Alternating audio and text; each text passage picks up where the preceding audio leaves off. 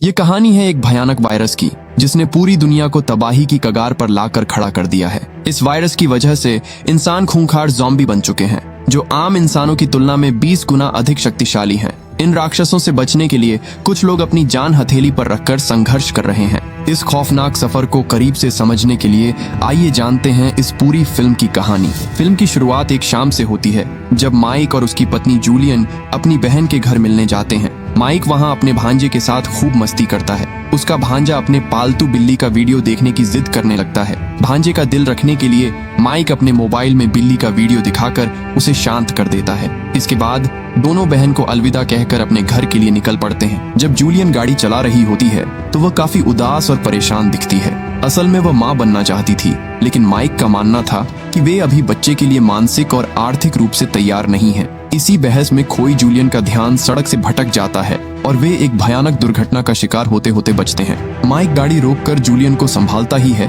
कि तभी एक तेज रफ्तार बड़ा ट्रक उनकी कार को बेरहमी से कुचलता हुआ निकल जाता है। इसके बाद कहानी कुछ समय आगे बढ़ती है। माइक अपने बिस्तर पर सोकर उठता है और उदास मन से अपनी बिल्ली को खाना देता है। यहाँ हमें पता चलता है कि उस भयानक कार एक्सीडेंट में उसकी पत्नी जूलियन की मौत हो चुकी है। तभी टीवी पर TSD वायरस को लेकर हाई अलर्ट घोषित किया जा रहा होता है। यह वायरस कोविड-19 के बाद आया अब तक का सबसे जानलेवा वायरस था। माइक अपनी कार लेकर बाहर निकलता है। रेडियो पर भी लगातार इसी वायरस की चेतावनी दी जा रही होती है, लेकिन माइक इस पर ज्यादा ध्यान नहीं देता। वह अपनी मंजिल पर पहुंचता है जहां दो लड़कियां उसका इंतजार कर रही थीं। दरअसल माइक ने अपनी पसंदीदा बोट बेचने के लिए ऑनलाइन विज्ञापन दिया था। बोट का मुआयना करते समय जब वह कागजात लेने केबिन के अंदर जाता है तो उसे अपनी पत्नी जूलियन का पसंदीदा ब्रेसलेट मिलता है। वह यादों में खो जाता है और उनके साथ बिताए खूबसूरत पलों को याद करने लगता है। इसके बाद वह सुपरमार्केट से कुछ जरूरी सामान खरीद कर घर लौटता है और वह ब्रेसलेट प्यार से अपनी बिल्ली के गले में पहना देता है। रात में माइक अपनी बहन से वीडियो कॉल पर बात करता है। उसकी बहन का पति सेना में कार्यरत है। वह माइक को चेतावनी देता है कि वायरस बहुत तेजी से फैल रहा है और स्थिति नियंत्रण से बाहर हो रही है। वे लोग आज रात ही यह इलाका छोड़कर सुरक्षित स्थान पर जा रहे हैं। बहन माइक से भी उनके साथ चलने की गुहार लगाती है, लेकिन माइक जाने से मना कर देता है। अगली सुबह जब माइक खिड़की से बाहर देखता है तो पूरी कॉलोनी में भगदड़ मची होती है। लोग अपनी जान बचाने के लिए सुरक्षित ठिकानों की तरफ भाग रहे होते हैं। स्थिति की गंभीरता को भांपते हुए माइक आखिरकार अपनी बिल्ली को साथ लेकर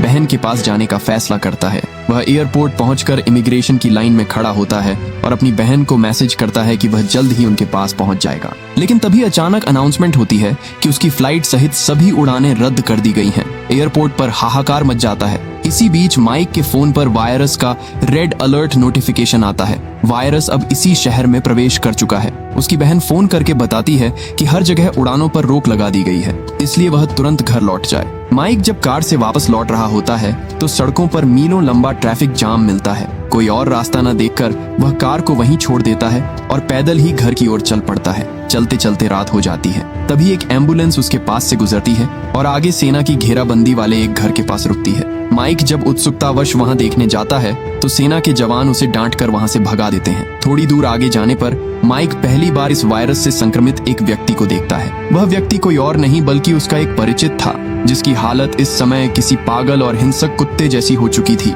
माइक खौफ से कांप उठता है। घर पहुंचकर माइक दहशत में डूबा रहता है। अगली सुबह उसकी बहन फिर फोन करती है। वह बताती है कि एयरपोर्ट खुलने की अब कोई उम्मीद नहीं है और सरकार सभी को जबरदस्ती क्वारंटाइन में शिफ्ट करने की योजना बना रही है। लेकिन वह माइक को चेतावनी देती है कि वह सरकार के किसी भी कैंप में न जाए, क्योंकि वहां की स्थिति आगे चलकर और बुरा हो सकती है। माइक अपने फोन पर शॉर्ट वीडियो देख रहा होता है जहां लोग ज़ॉम्बी हमलों के भयानक वीडियो और खुद को बचाने के तरीके शेयर कर रहे थे। तभी दोपहर 2 बजे से पूरे शहर में पूर्ण लॉकडाउन और बिजली पानी बंद होने का मैसेज आता है। माइक घबराकर राशन खरीदने सुपरमार्केट जाता है, जहां पूरी तरह से लूटपाट मची हुई थी। लोग अपनी मनमर्जी से सामान उठाकर भाग रहे थे।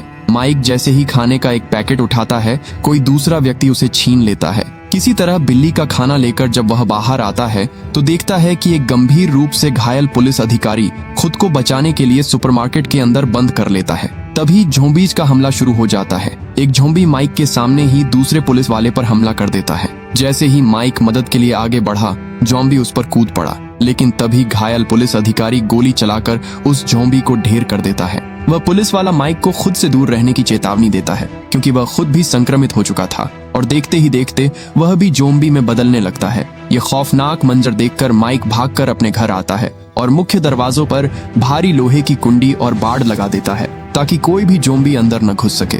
रात के समय सेना के जवान लोग क्वारंटाइन करने के लिए माइक के घर आते हैं। जब वे दरवाजा खटखटाते हैं तो माइक छिप जाता है, लेकिन उसकी बिल्ली बार बार म्याऊं म्याऊं करने लगती है। जवान दरवाजा तोड़ने की कोशिश करते हैं, लेकिन माइक के मजबूत किए गए तालों की वजह से वे नाकाम रहते हैं। समय की कमी के कारण सेना के लोग वहां से आगे बढ़ जाते हैं और माइक राहत की सांस लेता है। देखते देखते 2 हफ्ते बीत जाते हैं। माइक के घर का राशन पानी खत्म होने की कगार पर पहुंच जाता है। वह अपनी बहन को मदद के लिए कई मैसेज भेजता है, लेकिन सरकार द्वारा इंटरनेट और नेटवर्क ब्लॉक किए जाने के कारण कोई संदेश नहीं जा पाता। मजबूर होकर माइक अपना डाइविंग सूट पहनता है और कुछ हथियार लेकर खाने की तलाश में बाहर निकलता है। वह पड़ोसियों के घरों को छान मारता है, लेकिन हर जगह सन्नाटा और खालीपन मिलता है। तभी एक घर में उसे गैब्रियल नाम का एक बुजुर्ग मिलता है। गैब्रियल लकवाग्रस्त होने के कारण चल नहीं सकता था, इसलिए सेना उसे अपने साथ नहीं ले गई थी, लेकिन वह अपनी खिड़की पर बैठकर पूरी कॉलोनी की गतिविधियों पर नजर रखता था, मानो वह इस कॉलोनी का जीता जागता सीसीटीवी कैमरा हो।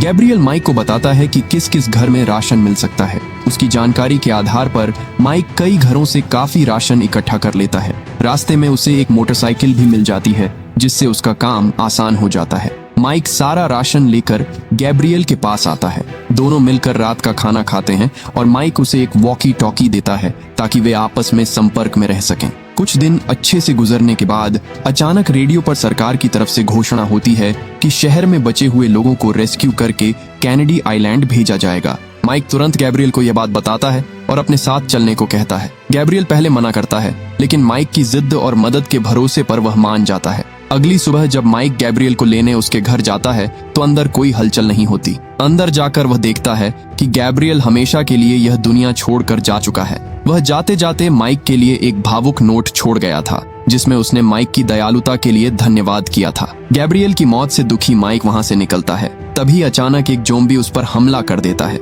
माइक खुद को बचाकर एक कार की छत पर चढ़ जाता है, लेकिन वह ज़ॉम्बी इतना शक्तिशाली था कि महज 4 फीट की ऊंचाई से उसने 6 फीट के माइक को एक हाथ से खींचकर नीचे गिरा दिया।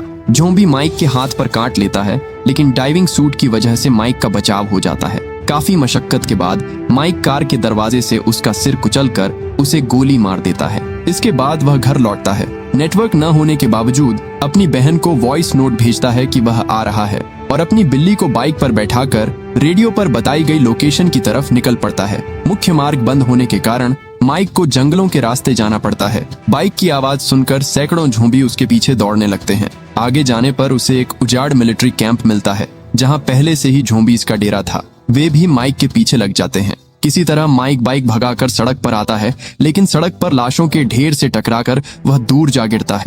ज़ॉम्बी बिल्कुल उसके करीब पहुंच चुके थे। माइक बार बार बाइक स्टार्ट करने की कोशिश करता है, लेकिन बाइक स्टार्ट नहीं होती। अंततः वह बाइक छोड़कर अपनी बिल्ली को गोद में उठाता है और पैदल ही दौड़ने लगता है। भागते भागते वह समुद्र किनारे पहुंचता है, जहां उसकी पुरानी बोट खड़ी थी। वह लोहे का गेट बंद करने की कोशिश करता है, लेकिन ज़ॉम्बी कांच का दरवाजा तोड़कर अंदर आ जाते हैं। माइक फुर्ती से मुख्य लोहे का गेट लॉक कर देता है, लेकिन जब वह बोट के पास पहुंचता है तो देखता है कि बोट वहां नहीं है। तभी उसे कुछ दूरी पर एक दूसरी बोट खड़ी दिखाई देती है। वह तुरंत बर्फीले पानी में तैरकर उस बोट तक पहुंचता है। बोट पर चढ़कर जब वह उसे स्टार्ट करने की कोशिश करता है तो उसे केबिन के अंदर से किसी की आवाज आती है।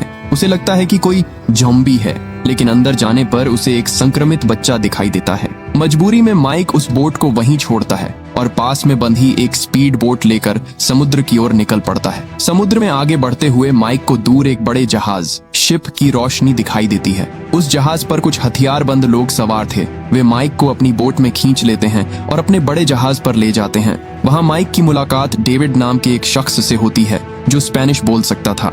डेविड माइक को बताता है कि कैनेडी आइलैंड पर अब किसी भी बाहरी शरणार्थी को प्रवेश नहीं दिया जा रहा है, इसीलिए बेहतर होगा कि वह इसी जहाज पर रहकर उनके साथ काम करे। माइक के पास कोई और विकल्प नहीं था, इसीलिए वह मान जाता है। रात को सोते समय माइक को बाहर से कुछ लोगों के रोने चिल्लाने की आवाज आती है। खिड़की से झांकने पर वह देखता है कि एक छोटी बोट में कुछ लोग जहाज की क्रू से मदद की गुहार लगा रहे हैं। लेकिन अगली सुबह जब माइक बाहर आता है तो वे शरणार्थी गायब थे, केवल उनकी नाव और सामान वहां पड़ा था। माइक जब डेविड से इस बारे में पूछता है तो डेविड साफ मुकर जाता है कि रात में कोई नहीं आया था। माइक को दाल में कुछ काला नजर आता है। तभी जहाज का कैप्टन माइक को अपने केबिन में बुलाता है। वह माइक से शहर के उन मुख्य ठिकानों का नक्शा और जानकारी मांगता है जहां भारी मात्रा में राशन और दवाइयां मिल सकती थीं। माइक उन्हें सारी जानकारी दे देता है। इसके बाद माइक चुपके से डेविड से बात करता है और पूछता है कि क्या उसे हेलीकॉप्टर उड़ाना आता है। डेविड हामी भरता है। माइक कहता है कि वह शहर के एक अस्पताल में मौजूद हेलीकॉप्टर के बारे में जानता है।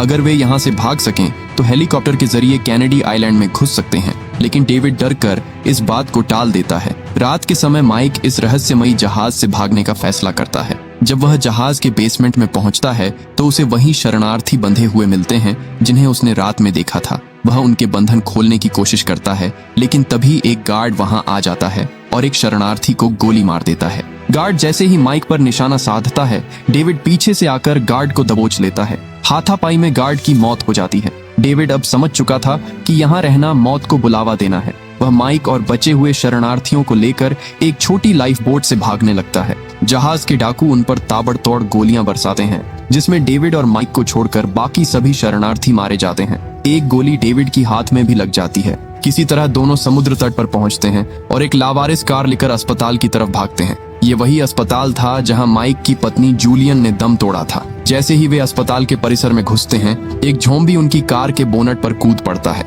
माइक उसे कार से गिराकर गोली मार देता है। गोली की आवाज से पूरा इलाका गूंज उठता है और दर्जनों ज़ॉम्बी उनकी तरफ बढ़ने लगते हैं। माइक गोलीबारी करते हुए डेविड को कंधे पर उठाकर अस्पताल के अंदर ले जाता है और उसे एक बेड पर लिटा देता है। वह डेविड की गोली निकालने के लिए मेडिकल टूल्स ढूंढ रहा होता है, तभी उसे ऊपरी मंजिल से इंसानों की आवाज सुनाई देती है। वह जैसे ही ऊपर जाने की कोशिश करता है, एक ज़ॉम्बी उस पर झपट पड़ता है। माइक उसे मार देता है, लेकिन शोर सुनकर ज़ॉम्बी का पूरा झुंड उसकी तरफ दौड़ पड़ता है। अपनी जान बचाकर माइक वापस उस कमरे में भागता है जहां उसने डेविड और बिल्ली को छोड़ा था, लेकिन वे दोनों वहां नहीं थे। तभी पास का एक गुप्त दरवाजा खुलता है और लूसिया नाम की एक लड़की माइक को अंदर खींच लेती है। लूसिया इस अस्पताल की नर्स थी। उसने और उसकी साथी सिसिलिया ने कुछ बच्चों के साथ मिलकर अस्पताल के एक सुरक्षित हिस्से में शरण ले रखी थी। लूसिया तुरंत डेविड का ऑपरेशन करके उसकी बुलेट बाहर निकाल देती है और उसकी जान बचा लेती है। अगले दिन माइक लूसिया से हेलीकॉप्टर के बारे में पूछता है। लूसिया उसे खिड़की से अस्पताल के पीछे खड़ा हेलीकॉप्टर दिखाती है,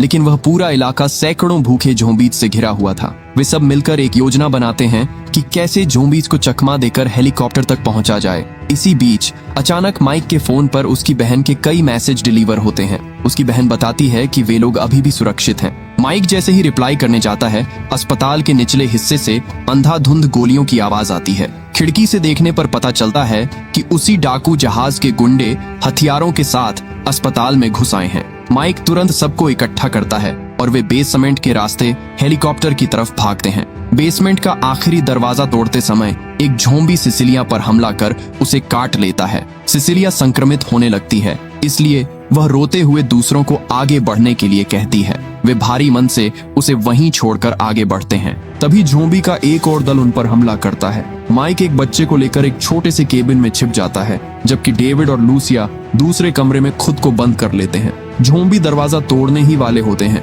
कि तभी डाकुओं का गैंग वहां पहुंच जाता है और ज़ॉम्बीज पर गोलियां बरसाने लगता है। डाकुओं को लगता है कि यहाँ कोई इंसान नहीं बचा है, इसलिए वे आगे बढ़ जाते हैं। माइक और बाकी लोग फिर से एक होते हैं। वे सब मिलकर लोहे के एक बड़े पिंजरे ट्रॉली के अंदर घुस जाते हैं और उस पिंजरे को ढाल बनाकर ज़ॉम्बीज के बीच से गुजरने लगते हैं। ज़ॉम्बी पिंजरे पर टूट पड़ते हैं, लेकिन ये लोग अंदर से कुल्हाड़ी और डंडों से खुद को बचाते हुए आखिरकार हेलीकॉप्टर तक पहुंच जाते हैं। डेविड बच्चों को लेकर तुरंत कॉकपिट में बैठता है, जबकि माइक और लूसिया बाहर खड़े होकर ज़ॉम्बीज को पीछे धकेलने का प्रयास करते हैं। वे दोनों भी अंदर घुसकर दरवाजा बंद कर लेते हैं, लेकिन हेलीकॉप्टर स्टार्ट नहीं हो रहा था। इसी बीच डाकुओं का गैंग भी वहां पहुंच जाता है और वे बंदूक की नोक पर सबको हेलीकॉप्टर से नीचे उतरने को कहते हैं। डेविड माइक को आंखों ही आंखों में इशारा करता है। माइक इशारा समझकर दूसरा दरवाजा खोल देता है। दरवाजा खुलते ही बाहर खड़ी ज़ॉम्बीज की भूखी सेना डाकुओं पर टूट पड़ती है। चारों तरफ चीख पुकार मच जाती है। माइक कुल्हाड़ी से हमला करने वाले ज़ॉम्बी को काटता है और डेविड हेलीकॉप्टर के स्पार्क प्लग को ठीक कर देता है। इंजन गर्जना शुरू करता है और हेलीकॉप्टर हवा में उड़ जाता है। माइक, लूसिया, डेविड, बच्चे और माइक की प्यारी बिल्ली सुरक्षित बच निकलते हैं। वे सब राहत की सांस लेते हुए कैनेडी आइलैंड की तरफ उड़ने लगते हैं। तभी अचानक माइक के फोन की घंटी बजती है। उसकी बहन का फोन था। वह रोते हुए कांपती आवाज में कहती है, माइक, यहाँ मत आना, कैनेडी आइलैंड मत आना। माइक जब सामने आसमान में देखता है तो सेना के 2 फाइटर जेट्स कैनेडी आइलैंड की तरफ मिसाइलें दागने जा रहे होते हैं। वायरस अब इस आखिरी सुरक्षित द्वीप कैनेडी आइलैंड पर भी फैल चुका था और पूरी दुनिया में अब कोई भी जगह सुरक्षित नहीं बची थी। इसी भयानक और रोंगटे खड़े कर देने वाले मोड़ पर यह फिल्म समाप्त हो जाती है। अगर आपको यह वीडियो पसंद आया हो तो वीडियो को लाइक जरूर करें और अगर आप पहली बार इस चैनल पर आए हैं तो चैनल को सब्सक्राइब करना बिल्कुल ना भूलें। अगली वीडियो तक अपना ख्याल रखें, स्वस्थ रहें। धन्यवाद।